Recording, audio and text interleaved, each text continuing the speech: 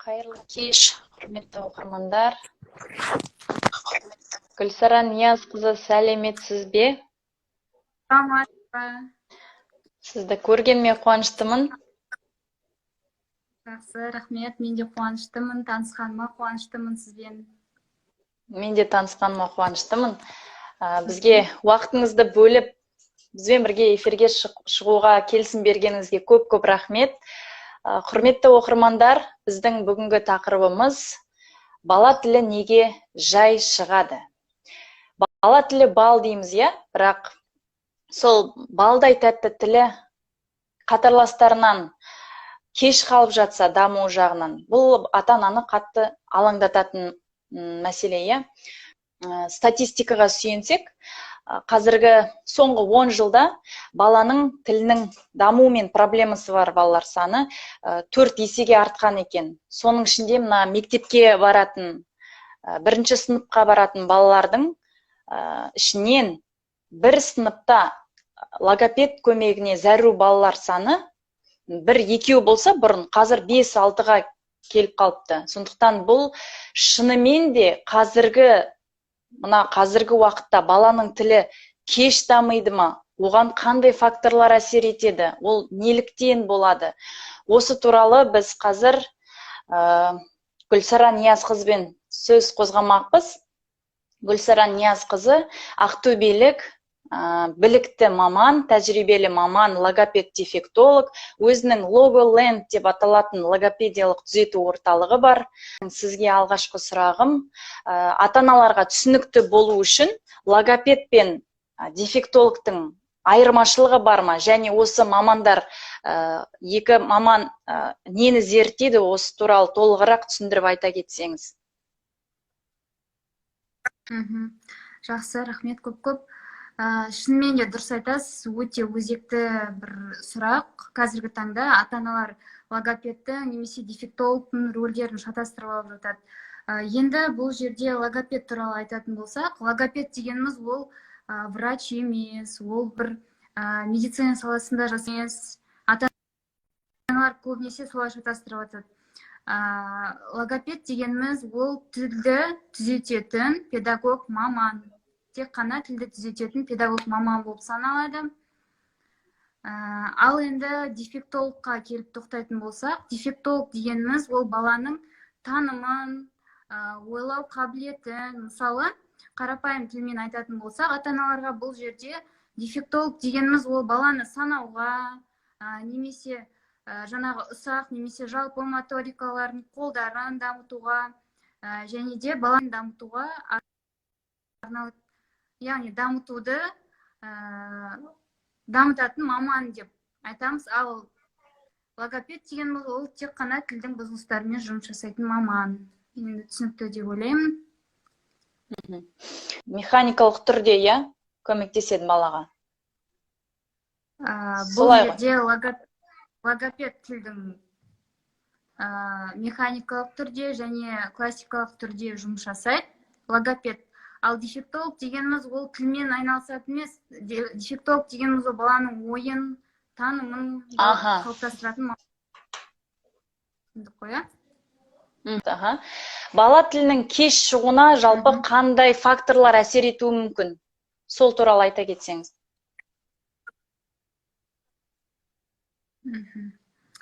Бала тілінің кеш шығуына әсер ететін факторлар жалпы көп, негізі өте көп қарастыра беретін болсақ, бірақ қазіргі таңда ең көп кездесетіні ол мына бізде, мысалы, біздің еліміз қазір көп тілді мемлекетпіз, көп ұлтты мемлекетпіз. Соның ішінде, мысалы, біздің балаларымыз біресе қазақша сөйлейді, біресе орысша сөйлейді. Екеуі бірігіп келген кезде, егер бала бір үйде екі тілде сөйлейтін болса, онда тілдің бұзылысы міндетті түрде болады. Және де одан кейін басқа да көптеген факторлар бар. Мысалы, бұл жерде медициналық факторларды кездеседі. Әрине, баланың бір жарақат алуы, немесе дүниеге келген кезде бір белгілі бір асфиксия деген сияқты бұзылыстардың болуы. Ал және үй жағдайындағы бұзылыстар, олар мысалы баланы еркелетіп сөйлету деген сияқты. Бұл жерде ата-аналар отыр. сол себепті егер медициналық тұрғыдан болса, ол енді сразу белгілі болады, ал бұл жерде үй жағдайын қарастырайық. Үй жағдайында мысалы баланы еркелетеміз, ал олай негізі жасауға болмайды. Әрине еркелетеміз, бірақ баламен кәдімгі ересек адамдар секілді сөйлесу керек. Сосын ескеретін сіз еркелету деп тұрғанда бұл жерде жаңағы орысша айтқанда няня тілімен деп айтады ғой, андай бір сөзді қысқартып немесе жоқ сөздерді қолданып еркелетеміз ғой біздер. Уси-пуси неше түрлі, соны айтып тұрған шығарсыз. Соны айтып тұрмын. Толық дұрыстап сөйлеп еркелетуге болатын шығар. Толық сөйлеген дұрыста. Сосын мысалы үйде балаға бір бағыт, бір тілде ғана сөйлесу керек. Мысалы қазақ отбасы болса, қазақша сөйлесу керек. Себебі бала үйде қазақша не орысша сөйлейді, садикке барған кезде тағы не орысша сөйлейді. Баланың бұл жерде бұзылысы міндетті түрде шығады. Сол себепті соны ескеру қажет. Тағы да қандай басқа факторлар әсер етуі мүмкін? Экология мүмкін әсер етуі бар шығар, ананың жүкті кезіндегі бір мәселелер әсер етуі мүмкін, бұл жерде сондай факторларды кездеседі. Көптеген жаңа айтып отырмын, көп деп. Мысалы, ана жүктілік кезінде бір стресс алуы мүмкін, немесе бір нәрседен қатты қорқуы мүмкін, сондай жағдайлар болуы мүмкін. Сосын жаңа одан болуы мүмкін. Және экология, әрине экология әсер етеді. Сосын біздің қарапайым күнделікті өмірде пайдаланып жүрген тамақтарымыз әсер етеді. Яғни тамақтың құнарсыздығы балаға тек пайдалы, табиғи тамақ берген дұрыс. Жалпы. Мен даусым естіліп тұр ма сізге? Естіліп тұр. Содан кейін тамақтан да болуы мүмкін, мысалға белгілі бір дәрумендердің жетіспеуінен де мүмкін ғой. Белгілі бір дәрумендер жетіспеуі мүмкін. Негізі пайда болады. Қандай дәрумендер жетіспеуінен болуы мүмкін? Қазір яғни жарайды, ана аяғы ауыр кезінде, жүкті кезінде бұл дәрумендерді қосымша ішіп тұру қажет. Және де бала дүниеге келгеннен кейін де осы факторға әсер ететін бір жақсы дәрумендер беріп тұрған жақсы шығар. Және де осы туралы айта кетсеңіз. Дұрыс айтасыз. Баланың қазіргі тамақ құнарсыз болғандықтан балаға витамин беру керек, ол міндетті түрде. Мысалы, оған балаларға алфавит деген секілді витаминдерді ұсына аламыз. Сосын қарапайым біздер өмірде рыбы жир бар емес пе? Рыбы жирда, мысалы, оның құрамында баланың тіліне әсер ететін көп деген компоненттер бар. Сол себепті балаға кеңес беремін. Бірақ енді әрбір нәрсенің өзінің мөлшері болады, өзінің дозасы болады. Сол себепті соның барлығын оқып, танысып, содан кейін барып балаға берген дұрыс. Түсінікті. Бала тілінің тез шығу үшін және сондай проблемалардың алдын алу үшін ата-анаға қандай кеңес берер едіңіз? Жалпы қазіргі таңда барлық балаларда, енді көптеген балаларда тіл бұзылыстары көп кездеседі. Сол себепті ата-аналарға айтарым, өтініш үйде баланың тіліне жаттығулар жасап, саусақтарына жаттығулар жасап, тыныс алуына жаттығулар жасап, күніне 1 минуттан болсын балаға уақытын арнау қажет. Сол уақытта балада міндетті түрде результат болады, бала жақсы сөйлейтін болады. Күнде 1-2 минут балаға арналу тиіс, ол міндетті түрде. Енді осы орайда үй жағдайында балаға қандай жаттығулар, қандай артикуляционный гимнастикалар жасауға болады? Бір-екеуімен бір бөліссеңіз. Енді қараңыздар, бұл жерде артикуляциялық жаттығуларды жасаған кезде баланың қолы бірге жасау қажет. Баланың қолы міндетті түрде. Саусақтарына, Былай қарап отырсаң, тілге саусақтың қандай қатысы бар деп ойлап қалуы мүмкін, иә, ата-аналар. Сонда қараңыз, саусаққа жұмыс жасай отырып, баланың тілін де дамытуға болады екен. Керемет. Егер баланың мына қолы, саусақтары қозғалмайтын болса, онда тілге жаттығу жасағаннан ешқандай пайда болмайды. Мысалы, сағат деген жаттығуды жасауға болады. Сағат жаттығуын жасау, қолымызды былайынан қоямыз, сосын тілімізді оңға солға қозғалтамыз. Мысалы, міне былай.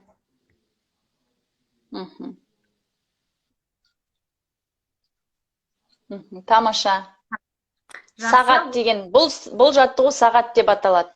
Бұл жаттығу сағат деп аталады. Сосын енді қарапайым біздер үйде айтады ғой, балаға таңдайыңды қақпа деп.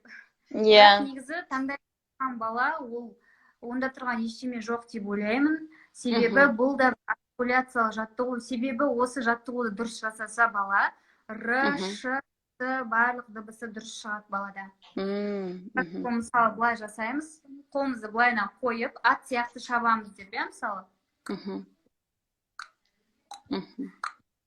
Осылай жасауға болады. Және бұл жаттығуды күнде жасатқан дұрыс. Күнде. Ал осы бір жаттығуға қанша минут уақыт бөлу керек? Бір жаттығуға. Мысалы, былай жасау қажет. Артикуляциялық жаттығуға оған 1 минут, тыныс алу жаттығуына 1 минут, немесе 2 минут, саусақ жаттығуына тоже 2 минут деп, солай негізі балаға күніне 5 минут уақытыңызды күнде 5 минут уақыт бөлсе, онда балада өте жақсы нәтижелер болады. Мен ойлаймын, бұл тек тілінде ақауы бар, дефектісі бар балалар емес, кез келген балаларға жасап тұру керек, иә? Әрине, кез келген балаға жасау керек. Иә, өйткені бұл баланың моторикасы дамып. Өйткені бұл жаттығуларды жасау арқылы және әрбір дыбыстардың дұрыс қойылуына көмектеседі, иә, бұл жаттығулар. Міндетті түрде. Мысалы, ата-аналар былай ойлайды, бір логопедке барған кезде бір сиқырлы таяқшасы болады, сонымен тек тілін дұрыстап береді. Онда олай емес. Логопедтің жаттығуы күнделікті осы тілге жаттығу жасау, қолға жаттығу жасау. Әрине бір қиын жағдай болып жатырса, онда әрине өзіміздің инструменттерімізбен жасаймыз, а былай негізі балаға күнде ана өзі логопед бола алады. Дұрыс айтасыз, иә. Логопедке барса да, мысалға, ол аптасына 2-3 рет баратын шығар, иә? Логопедке барып көрмегеннен кейін, мен білмеймін, аптасына 2-3 рет бару мүмкін. Бірақ ол аптасына 2-3 реттен керемет результат шыға қоймау мүмкін аз уақытта. Сондықтан сіз аз уақытта тез нәтиже көргіңіз келсе, әрбір ата-ана үйде отырып баласымен бірге жұмыс жасау керек, иә? Логопед пен ата-ана бірге қосылып жұмыс жасаса, өте нәтиже жақсы болу ықтимал. Сондықтан ата-аналар үлес қосуы керек. Және де жаңа біз эфир үзіліп кетпестен бұрын сұрақ қойған едім. Бала тілінің қандай жағдайда және қандай жас шамасында ата-аналар логопед көмегі керек екенін түсініп дабыл қағуы керек? Қалай аңғара алады? Иә, дұрыс айтасыз, жақсы сұрақ. Себебі ата-аналар кешігіп келіп жатады. Егер бала 3 жасқа толған кезде баланың тілі бір ақау немесе бұзылыс көріп тұрса, ата-ана міндетті түрде логопедке әкеліп, ең болмаса диагностикадан өткізіп алу керек. Онда тұрған ештеме жоқ. Себебі 3 жастан асып, немесе даже деген 10 жасқа дейін жүретін ата-аналар бар. Ондай кезде баланың тілі қатып кетеді. Баланың тілі қатып кетсе, ары қарай енді әрине нәтиже шығады, бірақ оған мысалы айтайын, 1 жылдан ұзақтау уақыт керек, иә. Жалпы логопед баланы неше жастан бастап қарайды? Менің білуімше 3 жасқа дейінгі балаларды қарамайды, иә? Жоқ, біздер 3 жасқа дейінгі баланы 3 жаста бала уже дайын болады. Сол уақытта баланың артикуляциясы, баланың дыбыстауы, сөйлеуі бәрі сол уақытта дайын болады. Бұзылыс бәрі сол уақыт кезеңде анықталады. Сол себепті сіздің 3 жастан бастап, себебі 3 жаста баланың тілі нағыз қататын, нағыз дамитын, нағыз анықтауға мүмкіндік беретін жас болып саналады. 3 жастан асырып, немесе 3 жастан ерте алып керек емес, себебі әр бала әртүрлі 3 жасқа дейін тілі шығып кетуі мүмкін баланың. Сондықтан 3 жасқа дейін үйде ата-ана жаңағыдай жаттығуларды балаға жасай берсе, балада ешқандай ақаусыз тілі жақсы шығуы мүмкін. Бірақ 3 жастан кейін сондай бір тіл дамуымен проблемалар байқалып жатса, онда уақыт созбай міндетті түрде логопед, дефектологтың көмегіне сүйену керек, иә? Мысалға, жаңа Р, Ш әріптеріне арналған жаттығуларды көрсеттіңіз, иә, жаңағы сағат, немесе ат болып дыбыстау. Және мысалға, орыс мектебінде оқитын балалар ың дыбысын айта алмай жатады. Сол ың дыбысын қалай шығаруға болады, қалай көмектессе болады? Ың дыбысын шығару, шынымды айтсам, ол өте оңай. Біз ың дыбысын шығарамыз деп келген балалар, мысалы, 3 күнде, 1-2 күнде шығып кетіп жатады, иә. Енді ың дыбысын мен сіздерге бұлдырап көрініп тұрмын ба? Қалай көрініп тұрмын, жалпы? Жақсы, жақсы. Енді ың дыбысын, мысалы, ата-ана өзі айтып көріп, тілдің қалай тұрғанын түсінуге, орналасуын көрсетіп, иә? Орналасуын қарап, сол балаға түсіндірсе өте оңай. Немесе нағыз болмаса, мысалы, ватные палочки деп айтамыз ғой, ватные палочки әркім болады. Баланың тілін көтеріп, мысалы, тілімізді жоғарға таңдайымызға тигізіп, артқа қарай тартсақ, ың дыбысы шығады. Түсінік қой, иә? Түсінікті деп. Егер тіл көтерілмей жатса, оны жаңағы ватный палочкамен көтеріп көмектесеміз, да? Ватный палочкамен көтереміз балаға. Бірінші, ата-аналарға айтатын лайфхакым, мысалы, ең бірінші өздеріңіз балаға жасамастан бұрын өзіңізге жасап көрсетіңіз. Бала ол нәрсенің қауіпсіз екенін, ол нәрсенің ауыртпайтынын білу керек. Мысалы, бұл 100% жұмыс жасайды бұл лайфхак. Егер сол сразу балаға келіп жасасаңыз, бала жасамайды, шошып кетуі мүмкін, иә? Иә. Дұрыс айтасыз. Немесе бірге отырып, айнаның алдына бірге отырып жасаса да болады, иә? Ойын сияқты қызық қой оларға да мысалға, иә? Дұрыс айтасыз, көп рахмет. Және де маған өзіме педагог, психолог болып қазір сабақ өткізіп сөйтіп жүргеннен кейін көп ата-аналар хабарласып, кеңес сұрап жатады. Кейбірінің балалары сөйлемейді, және өзіне қарасты айтылған әңгімені түсінбей жатады, иә? Кішкентай 3 жасқа дейінгі балалар деп түсіндім. Бір нәрсені әкел, мынананды апар, қой деген нәрсені түсінбейді, және олар сөйлемейді. Ал кейбір балалар барлығын түсінеді айтқаныңды, және өздері де ыммен, іс-әрекетімен түсіндіріп жатады, бірақ сөйлемейді. Осындай жағдайда бұл неден болуы мүмкін деп ойлайсыз? Бұл және бұл қандай жас шамасына дейін бұл қалыпты жағдай болып саналады? Қандай уақытта дабыл қағу қажет? Мысалы, қараңыздар, бала дүниеге келгеннен кейін жылайды, иә? Бала дүниеге келгеннен жылайды, содан кейін бала былдырлайды, содан кейін мама, папа деген сияқты сөздер айтады. Осы егер балада былдырлау, сол жаңағыдай, немесе қарапайым сөздер мама деген сияқты еріндік дыбыстар ең бірінші пайда болады. Мама, папа, баба деген сияқты сөздер бар ғой. Ең бірінші пайда болады. Егер 3 жасқа дейін балада осы дыбыстар пайда болмай жатырса, егерде бала мүлдем сөйлемейтін болса, дыбыстамайтын болса, онда сіздер ең бірінші баланы невропатологқа алып барасыздар, міндетті түрде. Өйткені бұл әртүрлі признактар болуы мүмкін. Мысалы, ата-аналар қорқытпай қояйын, әртүрлі признактар болады. Жалпы бұзылыстар өте көп қазіргі таңда. Иә, сіз ашығын айтып айта беріңіз. Керісінше бұл ата-аналар дер кезінде барлығын біліп іс-әрекет жасап жатар. Сондықтан айта беріңіз. Мысалы, жаңа сіз айтып жатсыз ғой, бала атын айтады, балаға атын айтқанда немесе бір затты алып бер деген кезде бала қарамайды дейді. Бұл жерде признаки аутизма деген бар. Бұл нәрсені өте ерте жастан алып ескеру керек. Қамдану керек.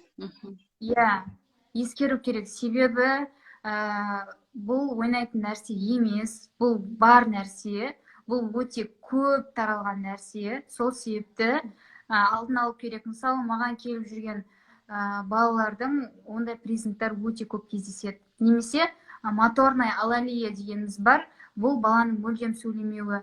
Бала 6 жасқа келгенде, 7 жасқа келгенде мүлдем сөйлемеуі мүмкін.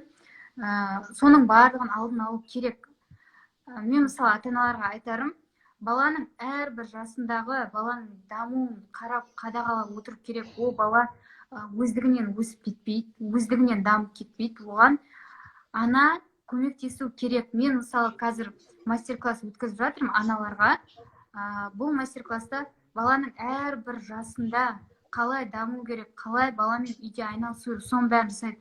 Сосын мысалы жаңа сіз айтып жатсыз, бала қолмен көрсетеді. Егер бала қолмен көрсетіп, мысалы қарапайым дәдә, баба деген сияқты 3 жасқа дейін қолмен көрсеткен бала түсініп, ол ары қарай сөйлейді деген сөз. Ол бала ары қарай сөйлейді. Егер дыбыстап просто көрсетіп, сөздер дұрыс айтпай тұрса, ол балада бар, ол просто бар нәрсені тек қолмен шығарып жатыр да, біз мана айтып жатырмық, саусағымыз. Мен жаңағы іс-әрекетімен көрсетіп, барлығын түсіндіріп жататын балалар бар. Мен өзімде көріп жүрем, бірақ сөйлемейді деп жатады ата-аналары.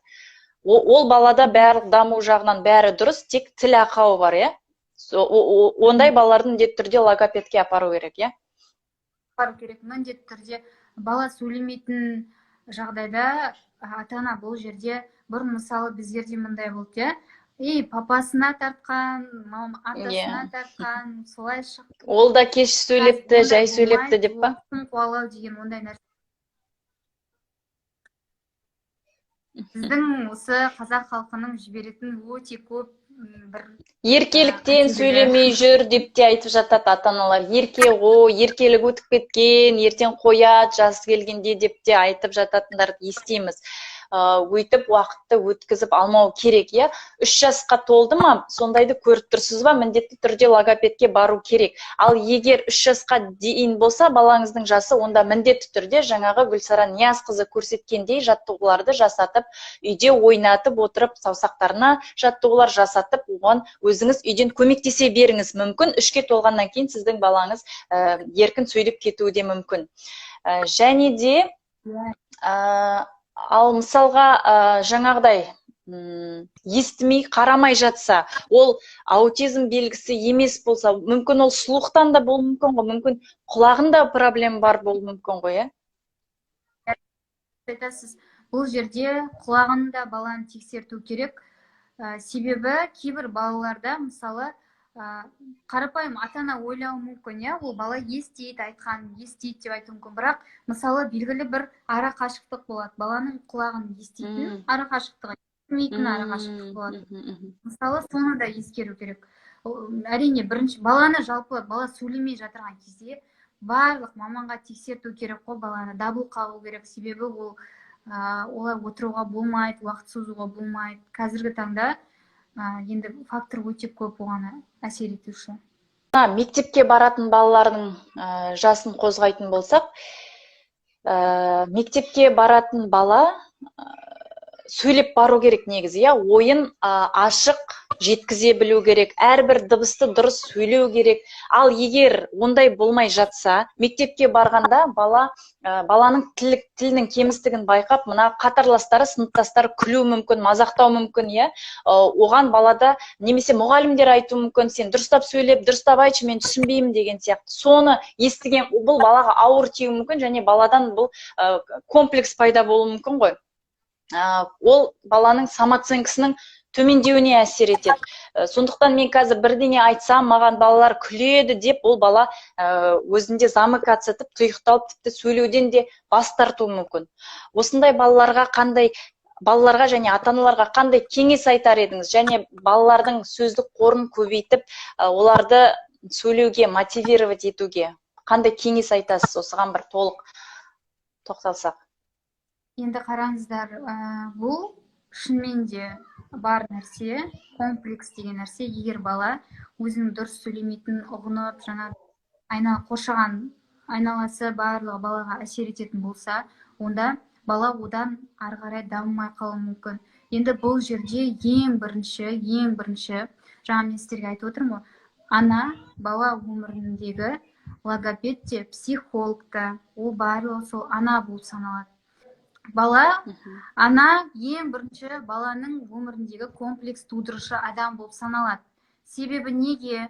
Өйткені аналар мысалы бір-бірімен әңгіме айтып отырады ғой, қарапайым столдың үстінде мысалы шай ішу барысында әңгіме айтып отырған кезде, егер қасында бала отырса, онда аналар мысалы мұндай әңгіме айтуы мүмкін да, мен балам дұрыс сөйлемейді, логопедке апару керек еді деп. Ал бұл үлкен қателік. Себебі баланың көзінше баланың дұрыс сөйлемейтінін ешқашанда обсуждать етуге дейді ғой, енді орысша араластырып айта берейін.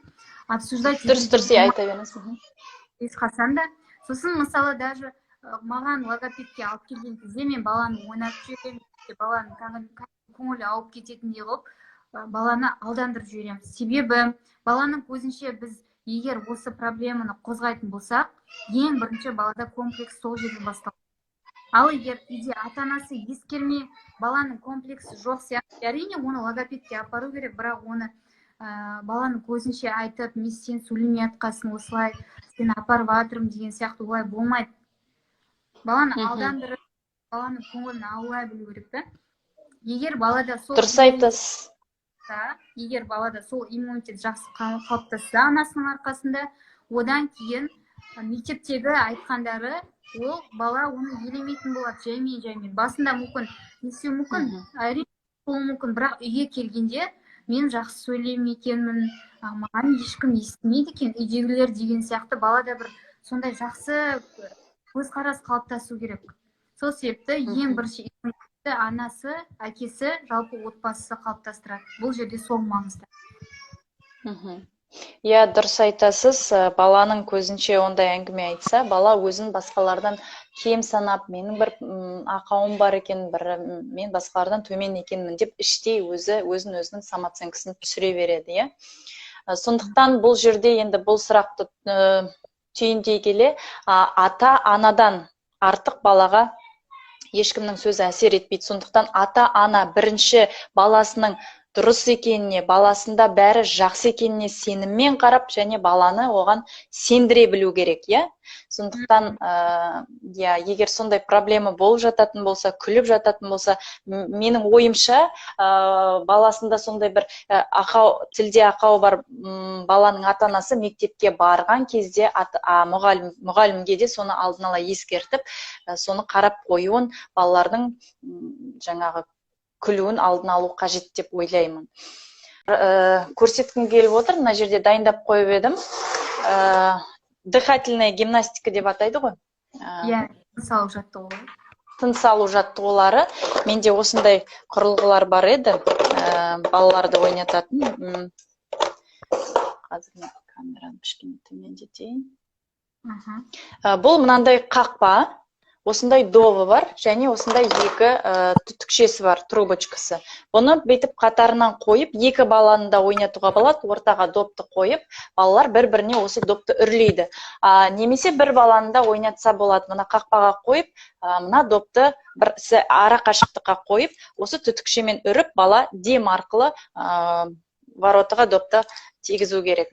Және де, егер ондай болмайтын болса, мысалға, мақта кез келген адамның үйінде бар. Мақтадан осындай шарик жасаймыз, алдын ала доптар жасап дайындап қоямыз. Бұның өзін баламен бірге отырып жасасаңыздар тіпті қызығырақ болады, өйткені бала мына мақтаны үзеді, одан кейін оны қолымен айналдырады. Оның барлығы бала үшін, кішкентай бала үшін өте керемет жаттығу. Содан кейін түтікше, кез келген түтікше үйден сок ішетін трубочкалар, түтікшелер, сондайды алып, мына мақтаны деп үреміз. Столға қойып үруге де болады, алақанға қойып үруге болады. Ол да бір керемет тыныс алу жаттығуларының бірі. Және де осындай менде бір құрылғы бар. Оның добын өкінішке орай кішкентай қызым ойнап жоғалтып тастапты. Бұл мынандай құрылғы. Бұл жерге өзінің арнайы добы қойылады. Доп болмаса да мысалға мақтадан доп жасап қойып қойса да болады. Содан кейін мына жерге үрлесе, мынау белгілі бір қашықтықта доп көтеріледі. Мысалға қатты үрсе доп биікке көтеріледі, сәл аздап үрсе доп сәл ғана биіктікке көтеріледі. Сол сияқты ойындарды ойнатып тұрса болады. Бұл яғни бала ойнап отырмын деп ойлайды, бірақ сіз оны дыбыстық тыныс алу жаттығуын жасап отырасыз. Бұл да мына тілдің шығуына әсерін тигізеді. Мысалға айтып жатады ғой, сөйлеу деген ол іштен шыққан демнің дыбысқа айналып шығуы. Сондықтан мына тыныс алу, демнің дұрыс шығуы ол да баланың сөйлеуіне, тілінің дұрыс шығуына үлкен әсер етеді. Сіз енді тағы да бір бізге жақсы тілге арналған жаттығулармен бөліссеңіз. Бір-екі жаттығу. Ата-аналар үйден. Мысалға саусақ жаттығуын көрсеттіңіз. Мына саусақта да негізі өте көп точкалар болады. Соған жай ғана массаж жасай берсе де болады, аналар.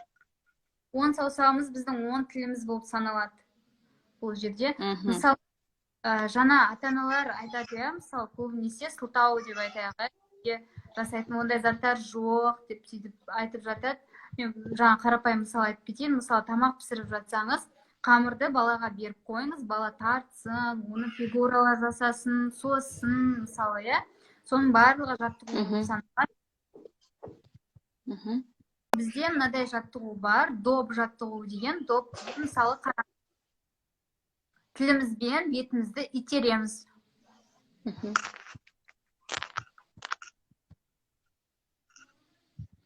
Итереміз, итереміз. Сосын қолымызбен оны қадағалап отырамыз. Міндетті түрде бұл жаттығуды бір күніне бір 3 реттен жасаса болады. Көп жасап керек емес, баланың тілі шаршап қалады, себебі бұл жаттығу оңай болып көрінгенмен балаға бұл қиын. Сосын содан кейін мысалы жаттығу бар. Кеме деген жаттығу. Тілімізді тісіміздің артына қоямыз. Мысалы, қараңыздар.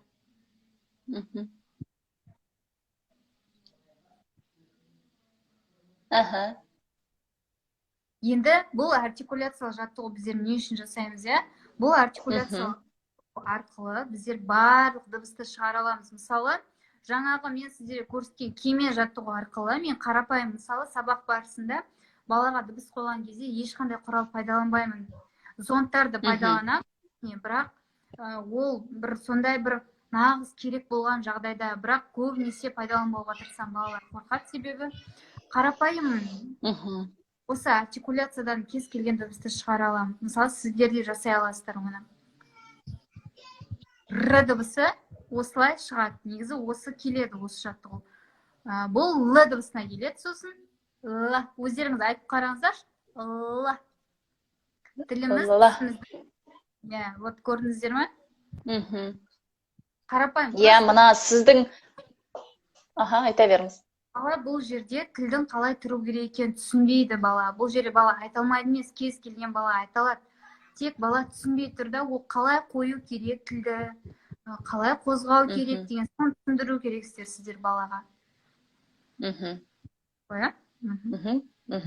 Түсінікті. Бұл жалпы қандай жағдайда қолданады бұндай құрылғыларды? Енді бұл жерде қараңыздар, мысалы, қарапайым Р дыбысымен түсіндірейін сіздерге. Р дыбысы, мысалы, 5 жасқа дейінгі балаларда, оларда шығып кету мүмкін. Егер 5 жастан ары қарай 7 жасқа бала өтіп кетсе, Р-ны біздер механикалық жол деген бар. Оны сіз басында айтып кеттіңіз, мен айттым, механикалық жол, ол дыбыс қоюымыз, ол жұмысы дейді, дефектологтық емес. Бұл жерде біздер баланың тілі ол өздігінен жоғары көтеріп тұрмайды. Бұл жерде біз зондты пайдаланамыз, біз көтеріп тұрамыз. Біз көтеріп тұрамыз да балаға, мысалы, қозғау вибрация жасап үйретеміз балаға бұл жерде. Сосын бұл зондты алып тастаймыз. Содан кейін баланың өзінің сұқ саусағымен жасап солай үйретеміз. Содан кейін бірінші бірақ зондпен қоямыз міндетті түрде. Енді содан кейін бұл массаж жасауға, әрине массаж жасауға бұл жерде зонд керек. Себебі баланың мысалы өжеттігін созу барысында сондай түрлі жаттығуларға біз зондты пайдаланамыз. Керемет. Мен сіздің сол парақшаңызды қарап отырып, балалардың басқа да сөздік қорын көбейтуге арналған ойындар ойнату арқылы сабақ өткізетіндеріңізді көріп қуанып қалдым. Өйткені логопед дегенде менің көз алдыма кез келген ата-ана секілді жаңағы темір терсегі бар маман елестейді.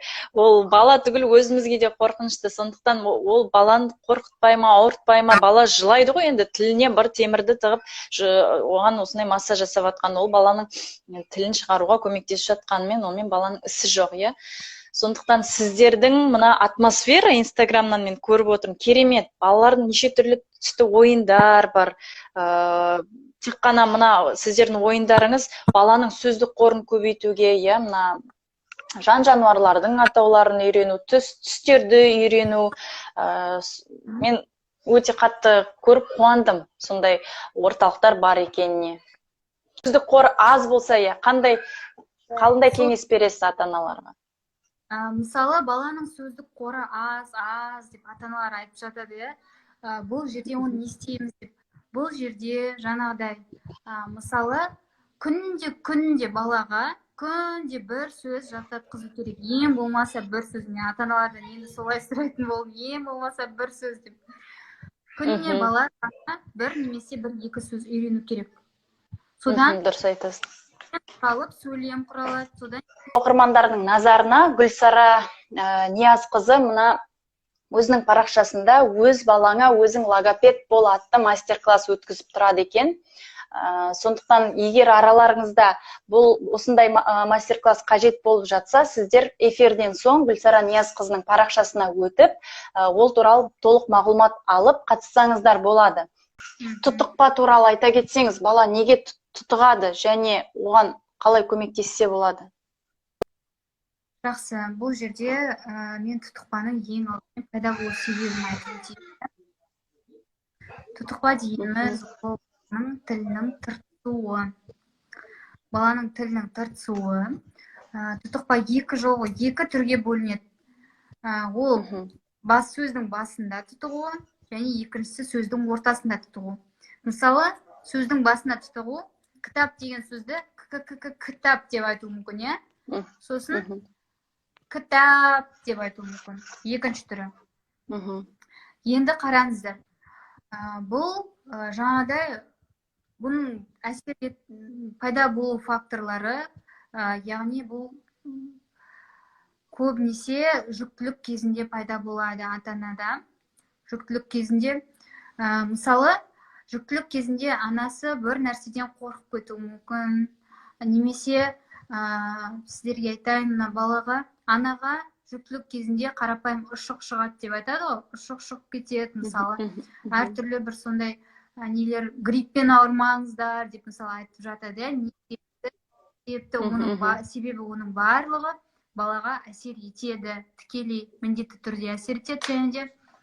Және екіншісі, ол баланың жүре пайда болуы. Мысалы, тұтықпаның жүре пайда болуы. Ол қалай? Мысалы, кей кезде тұтықпаны мен ата-аналарға ренжимін. Кейде ата-аналар тұтықпаны өздері қолдарынан жасап алып жатады. Ол неге? Балаға көп ұрсу деген сияқты мысалы. Мысалы, мұндай жағдай болады. Бала ойнап отырады, ойыншығын ойнап отырған кезде балаға оқыстан біздер жина деп айқайлап қаламыз, иә, оқыстан. Мысалы, мен даусым естіліп тұр ма сіздерге? Иә, естіліп тұр. Оқыстан айқайлап қаламыз, оқыстан сөйлеп қаламыз. Ол балаға міндетті түрде әсер етеді. Бала шошып кетсе, онда міндетті түрде бұл жерде тұтығудың несі пайда болады. Сол қараңыздар, бұл жерде ата-аналар отыр, иә. Мен сіздерге тұтықпаның негізгі факторлары өте көп. Мен бұл жерде ата-аналар отырғасын, сіздерді білем, үйде қандай жағдайдың әсерінен пайда болады, соны айтып отырмын, иә, түсініп отырсыздар ғой мен айтқан. Тұтықпа ол оңай жеңілетін нәрсе емес, естеріңізде болсын. Ол бір ай, 2 айда ол жеңілмейді. Оған сіздер массаж жасайсыздар, міндетті түрде массаж аласыздар немесе өздеріңіз жасайсыздар. Және екіншісі, бұл жерде тыныс алу. Баланың тыныс алуы дұрыс емес. Қараңыздар, бала ұйықтап жатырған кезде бала аузын ашып ұйықтай ма, немесе қорылдай ма, мысалы болады ондай жағдай. Оның бәріне сіздер мән беру керексіздер. Баланың әрбір қимылы бұл ана қадағалап отыру тиіс, сол себепті. Сосын егер соны жеңгілеріңіз келсе тұтықпаны, онда баланы қорға қатыстырыңыздар. Себебі сіздер білесіздер, тұтығатын адамдар өлең айтқан кезде ешқашан тұтықпайды. Иә, естіп жүрміз, ондай жағдайда. Өйткені бұл жерде баланың тыныс алуы реттеледі. Бала бір ритмға түседі, бір темпке түседі, сол темппен кетеді. Сосын мысалы баланы бассейнге жаздыруға болады. Бассейнге жаздырған, мысалы тұтығатын баланы ең бірінші бассейнге суға салып жіберсеңіздер, бала тұтығып кетеді. Ой, андай тыныс алуы бұзылады. Мысалы қарапайым адамдар, біздерде де солай ғой. Шошимыз, андай неміз, тыныс алуымыз бұзылады, сосын батамыз, суды жұтамыз, иә. Ал мысалы егер балаға дұрыс тыныс алуды үйретсек, бала ровно тыныс алып, өз жөнімен жүзіп кетеді, иә. Бұл жерде тыныс алу келеді деген сөз. Сол себепті тұтықпасы бар баланы міндетті түрде жүзіп үйретіңіздер. Міндетті түрде әнге немесе жаңағыдай хорға, негізі әннен гөрі хорға қатыстырған жақсы. Өйткені мына жердегі баланың тыныс алу жүйесінің бәрі тыртысып тұр, сіздер оны жазу керексіздер. Мен барынша қарапайым тілмен түсіндіріп жатырмын. Соның барлығы жазылу қажет. Енді содан кейін үйде мысалы егер бассейн болмаса, бір қарапайым тазикті, жаңа сіздерде қалай айтады, бізде тазик деп айтады. Айта беріңіз. Бір тазикке мысалы суды құйып, соған мысалы баланың бірге ойнауға болады, тыныс алып, санайық деп, неше минут тұрады екенбіз, неше секунд тұрады екенбіз. Бала тыныс алуы реттесін, ұзақ тұруға судың астында мысалы, Жалпы осылар сіздерге түсінікті деп ойлаймын. Жаңа бір сұрақ болды. Бірінші балам тұтығады, екінші балам тұтығады, үшінші балам тұтығу мүмкін бе дейді.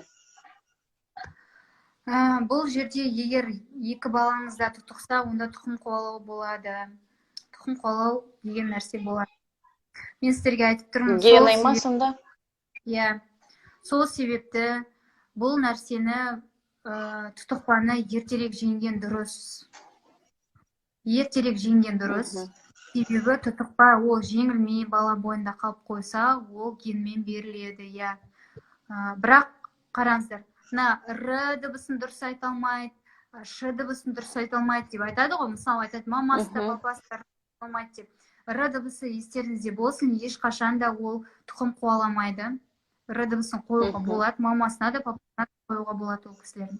Просто өздері белгілі бір уақыттарында қойылмай қалған, түзетілмей қалған болып саналады бұл. Мына жерде тағы бір сұрақ. Ұлым 8 жаста толық сөйлемейді, ОНР деп диагноз қойды дейді. Ол туралы не айта аласыз? ОНР енді қараңыздар, бұл жерде ата-анасы анық жазбаған, себебі ОНР нешінші степень? ОНР-ның 3 степені болады. Бірінші, екінші степень, үшінші степень. Сіздерде егер анық сөйлемесе, екінші деп ойлаймын. Себебі ол тек қана баланың ата-анасына ғана түсінікті тіл, айналадағы басқа адамдар түсінікті. Енді қараңыздар, бұл жерде мен манадан бері айтып жатырған жаттығулардың бәрін пайдалансаңыздар, ОНР деген ол, ОНР 2-3 степені деген сөз, ол баланы түзеуге болады, ол бала түзеліп кетеді. Оған мүмкіндік сіздерде 100% бар, бірақ сіздер өздеріңіз дұрыс пайдалансаңыздар, әрине сол уақыт аралығында, онда жеңесіздер. Онда бірақ егер сол аралықты дұрыс пайдаланбай өршітіп алсаңыздар, ол әрине ата-ананың өзінің кінәсі болып саналады. Ал егер оны первой степени, яғни бала мүлдем сөйлемейтін болса, бұл жерде сіздерге медикаментозный лечение керек. Медициналық тұрғысынан, яғни. Эфирдің соңында баланың тілі неше жастан бастап шығады деген сұраққа жауап беріп жатқан болатынбыз. Енді мана сіз өзіңіз айтып өткендей, мысалы айттыңыз, баланың қызының сөздері 6 айынан басталған деп. 6-7-9 айда жалпы бала дыбыстау керек, еріндік дыбыстарды айту керек. Мама, папа деген сияқты сондай сөздерді айту қажет. Болсам, жаңа мен қызым 6 айынан бастап жаңағы фразовый речь дейді ғой, сөздер айта бастапты. Оны өйткені мен қызыма 2 ай болған кезде, 2-3 айлық кезінде мен қызыма кукольный театр ойнап, ертегі айтатын болдым. Сенесіздер ме? Сіздерге өтірік, маған шын. Мен кәдімгі мягкий игрушкаларды алып, алдына отырып, балаға ертегі айтатын болдым. Сүйкімді, әдемі, ақшыл түрлі түсті ойыншықтар болады ғой, соларды алып балама кукольный театр жасап ертегі айтатын болдым қызыма 2-3 айлық кезінде. Ол ерте күлді. Өйткені мен ертек айтқан кезде былай қатып қалған бетпен айтпаймын. Мен сол образға кірем. Қоян ұстап отсам, қоян болып дыбыстаймын. Түргелбетімді қоян қылам. Мына жерде түлкі ұстап отсам, түлкі боламын. Дауысын сөйтіп, мынаны қимылдатып, бірге неше түрлі дыбыстап, эмоция арқылы бәрін жеткіземін. Бала соны перенимать етеді, өзіне қабылдайды. Сосын мына түйсігінде өзі соның бәрін жинай беретін болады. Содан кейін өзі дайын болған кезде ол оны сізге шығарады, результатын көрсетеді. Содан кейін қолыма алып, баланы мына лицом к миру деп айтады ғой. Осылай көтеріп алам, балаға алдын бәрін ашам, пространствоны көрсететіндей қылып, қазақ үйде болатынбыз. Бөлмелердің барлығын аралап серуенге шығамыз. Бір бөлмеде отыра бермей, серуенге шығамыз. Күніне бір мезгілде серуендейміз. Мынау әженің бөлмесі, бұл жерде әже мен ата жатады, мынау оның суреті, мынау оның көпшігі, ал мынау тәтеңнің бөлмесі, мынау оның домбырасы, мынау оның кітаптары, ол кітап оқиды, мынау зал, мынау біздің телевизор, одан кино көреміз. Былай қарасаңыз, ол дым түсінбеген сияқты. Бірақ соның бәрін көрсетіп жүретін болдым. Мен 2-3 айлық балаға. Басын интернеттен әдемі картинкалар, үлкен ірі картинкаларды скачать етіп алып, балаға көрсетіп, соның бәрін әңгімелесеңіз болады. Мынау бала, мынау мамасы оны құшақтап жатыр, жақсы көреді деген сияқты. Қысқа сөйлемдер, әңгімелер айтып, картинкамен жұмыс жасаса да, бала соны көреді, ол бәрін қабылдай береді. Сосын далаға, аулаға алып шығамыз, мынау ағаш, мынау гүл, мынау көбелек. Қазір күн жылы кезде, мысалы, керемет, құстарды айтып, мысық, итті көрсетіп, соның барлығы ол развитие баланың тілдік қорының дамуына да сөйлеуге қызық, мотивация болады деп ойлаймын. Енді бұл менің осындай өзімнің басымнан өткен тәжірибем. Сосын жаңа бір сұрақ болды, есімде қалып қойды. Аузынан су ағатын балаға не айтасыздар дейді. Жиі аузынан су ағып жүреді ғой кішкентай балалар. Бұл жерде бізде точечный массаж деген болады, нүкте болады. Адамның бетінің бәрі нүктеден тұрады ғой. Сол нүктеге массаж жасау арқылы баланың жаңағы өзінің бір безі болады, сілекей безі деген болады. Сол сілекей безіне арналған жаттығулар бар. Соларды жасаса балада кетеді. Ал оны қандай массаж? Сіз көрсете аласыз ба қазір? Енді мен қазір көрсете аламын, қазір. Ол қай жерде орналасады? Мысалға мен ішімде бір жаңалық болып отыр, бірінші рет көріп, естіп отырмын сізден.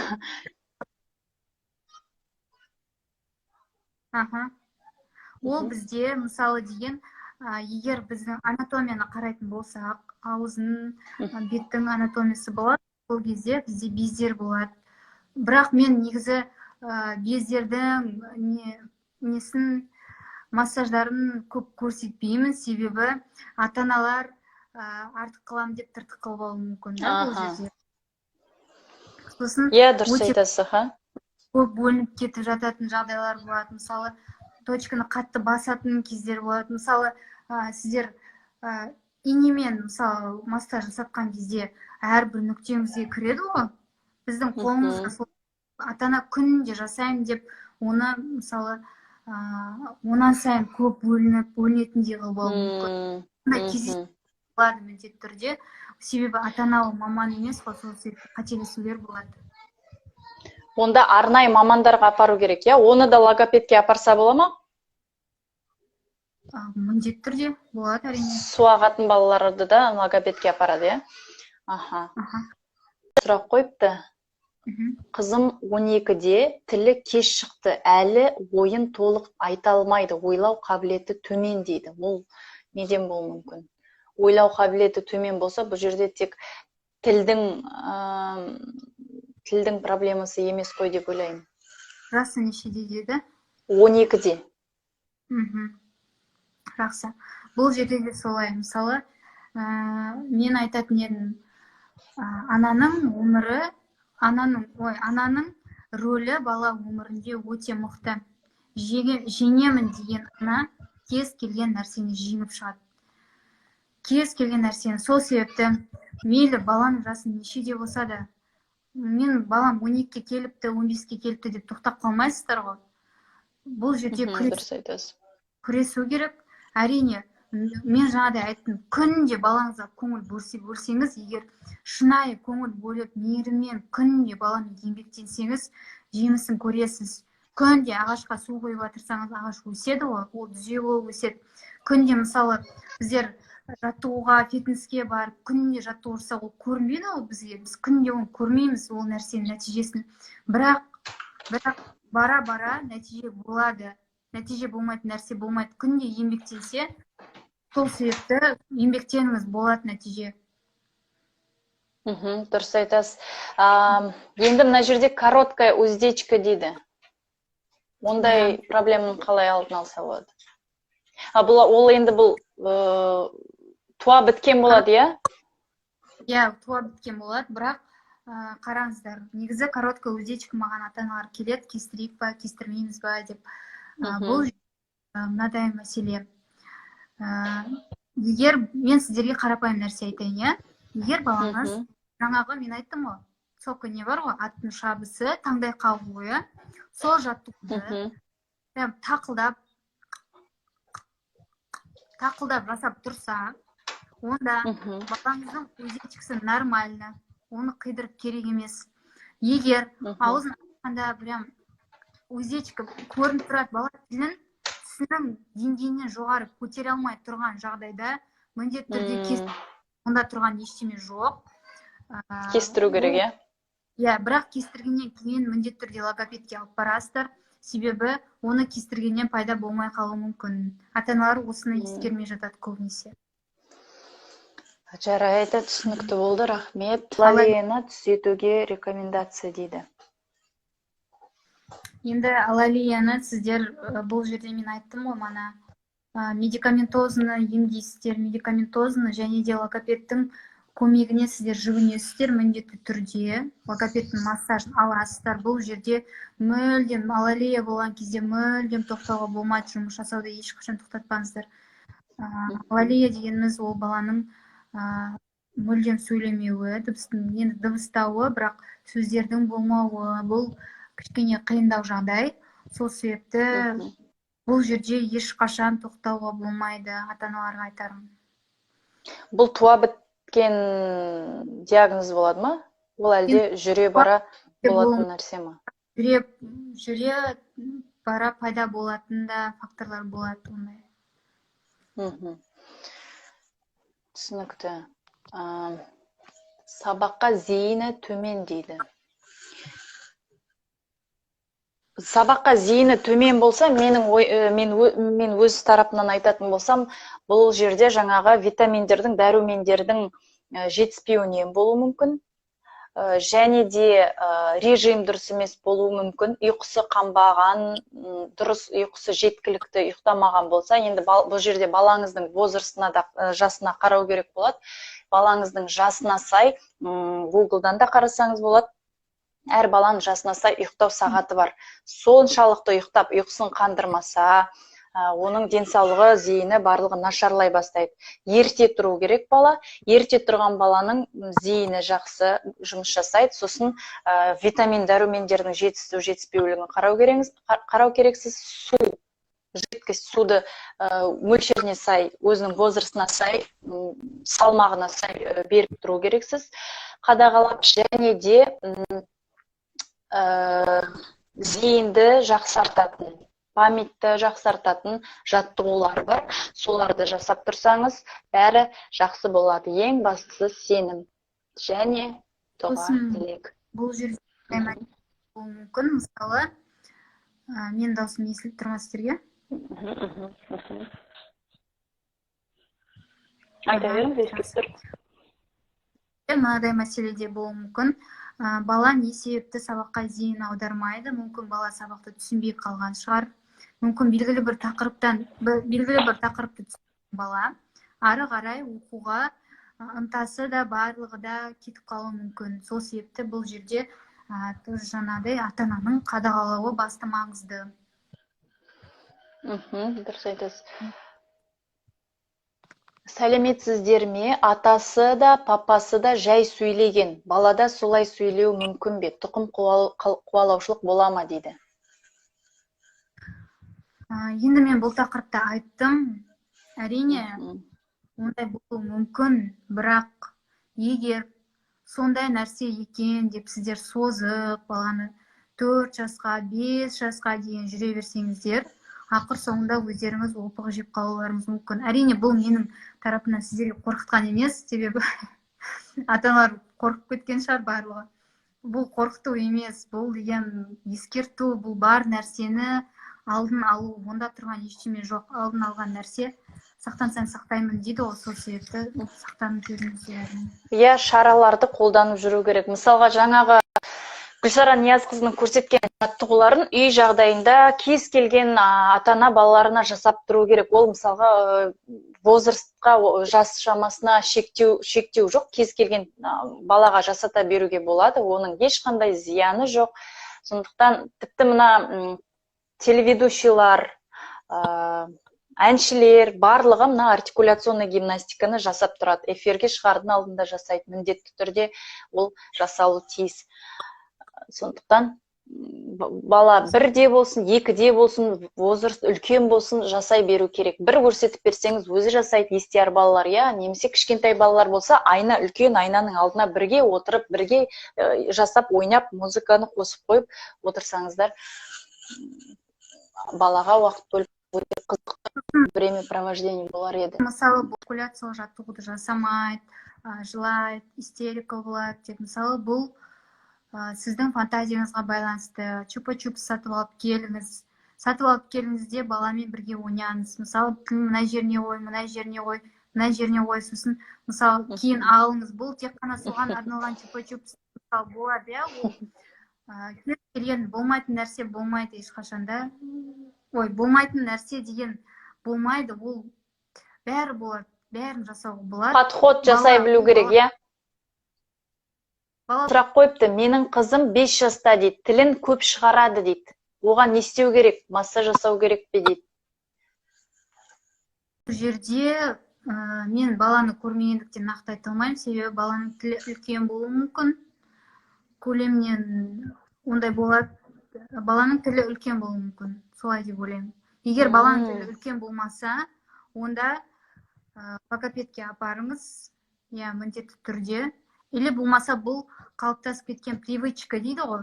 Привычкалардың бірі болуы мүмкін. Оны қойдыру керек. Тілі үлкен болатында жағдайлар болады ма сонда? Бірінші естіп тұр екенмін. Қандай кеңес бересіз ондай ата-аналарға? Оны кім анықтайды жалпы? Ондай жағдай болады, ондай жағдай көп кездеседі де, және де оны әрине бірінші логопедке алып келесіз. Логопед егер баланың тілі үлкен деп жатырса, онда баланы челюстно-лицевой хирургия алып барасыз.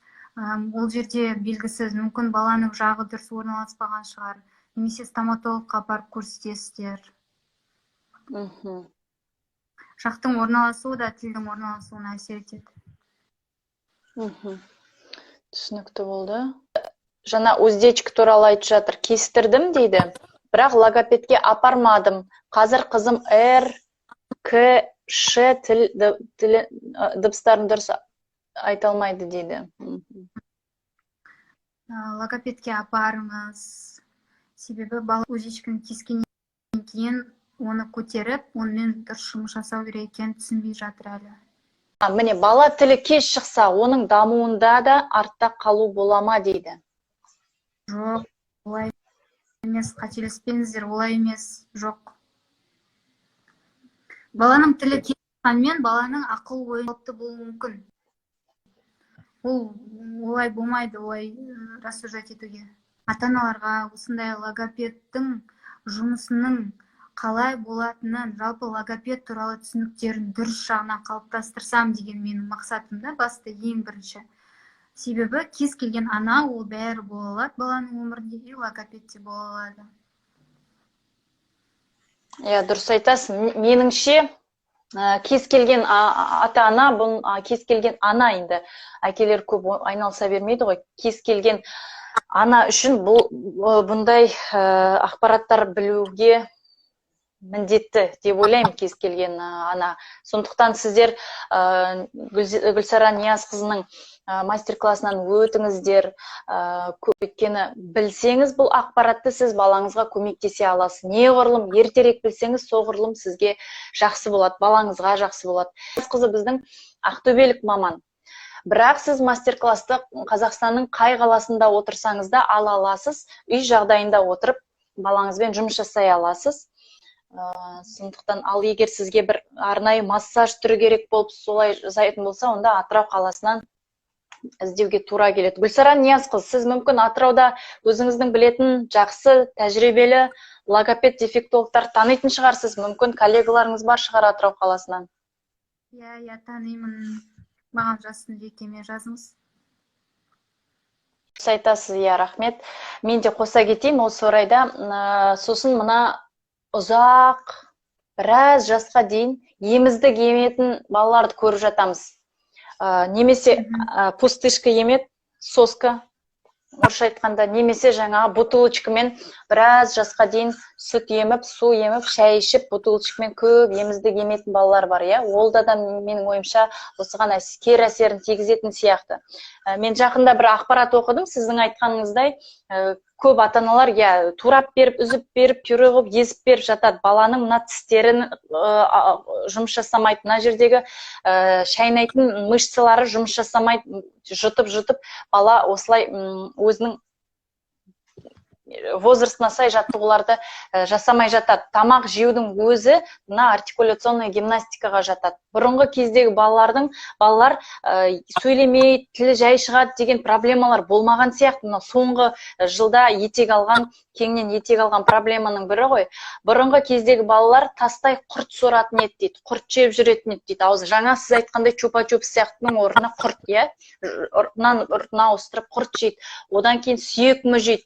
Одан кейін мына бақшада өсіп тұрған алмасы бар, басқасы бар, бәрін жумастан тістеп жеп, оның барлығы мына жақтың бұлшық еттерінің жұмыс жасауына өте көп жақсы оң әсерін береді.